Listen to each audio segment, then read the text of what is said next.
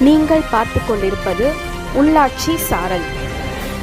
வேலூர் மாவட்டம் மோட்டார் வாகன அனைத்து டயர் ரிட்ரேடிங் உரிமையாளர்கள் மற்றும் டயர் வியாபாரிகள் நல சங்கத்தின் 2ஆம் ஆண்டு விழா தொரப்பாடி அழகம்பாள் திருமண மண்டபத்தில் வெகு விமரிசையாக நடைபெற்றது.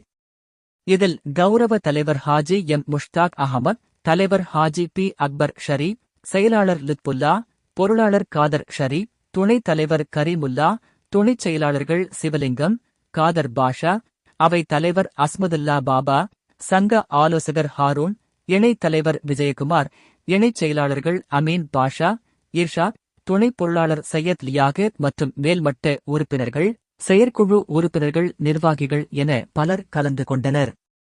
வேலூர் மாவட்ட செய்தியாளர் எஸ்.